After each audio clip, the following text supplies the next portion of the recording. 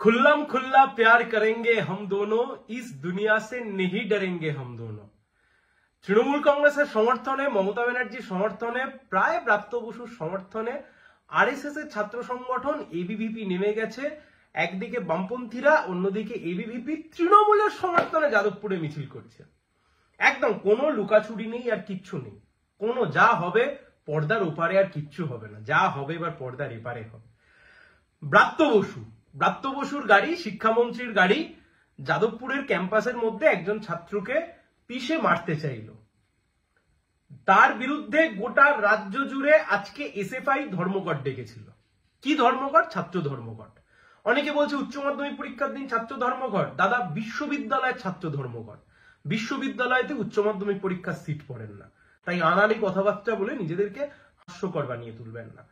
কিন্তু কথা হচ্ছে খুব স্পষ্ট, সারা দিন ধরে মমতা ব্যানার্জির পুলিশ, তৃণমূল ছাত্র পরিষদ, মানে বুড়ো হাবড়া তৃণমূল ছাত্র পরিষদ, বাচ্চা তৃণমূল ছাত্র পরিষদ আর খুঁজে পাওয়া যায় না, বুড়ো হাবড়া তৃণমূল ছাত্র পরিষদ, বুড়ো হয়ে গিয়ে চুল পেকে যাওয়া তৃণমূল ছাত্র পরিষদ, তার সাথে পুলিশ, বাইরের বহিরাগত সবাই মিলে জোর করে ঢুকে ধর্মঘট সারাদিন ধরে ভাঙতে চাইল।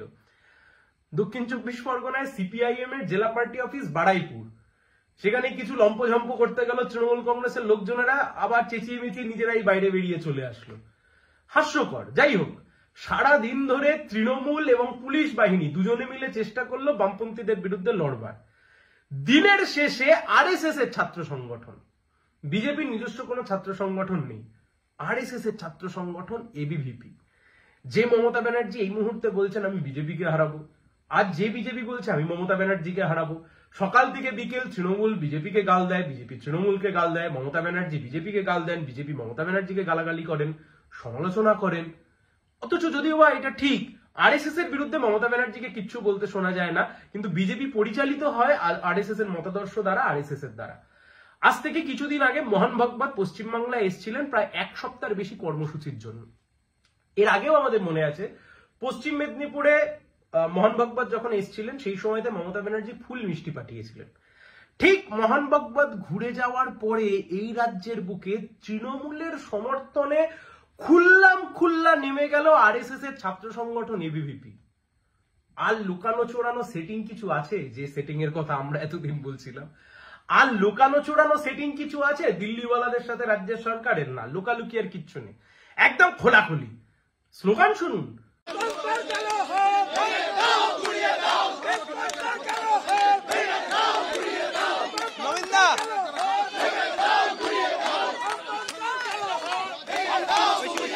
বলছে বামফ্রন্টের কালো হাত ভেঙে দাও, গুড়িয়ে দাও। কে বলছে? এবিভিপি। কার সমর্থনে বলছে? ব্রাত্য বসুর সমর্থনে।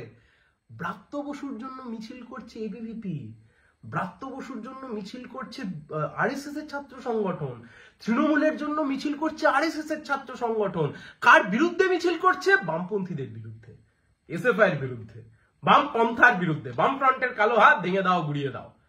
অন্যদিকে অরূপ বিশ্বাস, তৃণমূল কংগ্রেসের মন্ত্রী, তিনি বলছেন যাদবপুর 5 মিনিটে দখল করে নেব। শুভেন্দু বাবুর নেতৃত্বাধীন একদল লোকজনও বলছে যাদবপুর দখল করে নেব, আবার এবিভিপি লাফাতেও বলছে যাদবপুর দখল করে নেব। অর্থাৎ আরএসএস এর, এবিভিপি আর তৃণমূল কংগ্রেসের মুখের ভাষা কার্যত সমান। কমিউনিস্টদেরকে আক্রমণ করবার ক্ষেত্রে, বামপন্থীদেরকে আক্রমণ করবার ক্ষেত্রে রাজ্যের বুকে যে সেটিং এর কথা এতদিন ধরে আমরা বলছিলাম, যে মোদি দিদির গোপন আতাত, দুজনে বোঝাপড়া করে সরকার চালাচ্ছে, এবং মাথার উপরে যার হাত আছে তা হচ্ছে নাগপুরের আরএসএস এর। আজকে দিনের আলোর মতো পরিষ্কার, দিনের আলোর মতো পরিষ্কার। দেখুন, খুব পরিষ্কার কথা, তৃণমূল বনাম এসএফআই। একদিকে ব্রাত্য বসু তৃণমূল, অন্যদিকে এসএফআই, বামপন্থীরা বা বামপন্থী ছাত্র সংগঠন যারা রয়েছে। এখানে এবিভিপি এলোই বা কোথা থেকে? এবিভিপি ঢুকলো ব্রাত্য বসুর সমর্থনে, এবিভিপি ঢুকলো তৃণমূলের সমর্থনে, এবিভিপি ঢুকলো তৃণমূলকে অক্সিজেন পাইয়ে দেওয়ার জন্য, এবিভিপি ঢুকলো মমতা ব্যানার্জিকে সমর্থন পাইয়ে দেওয়ার জন্য। মোহন ভাগবত এসছিলেন, এক সপ্তাহ ধরে ছিলেন। এই নির্দেশই কি দিয়ে গিয়েছেন?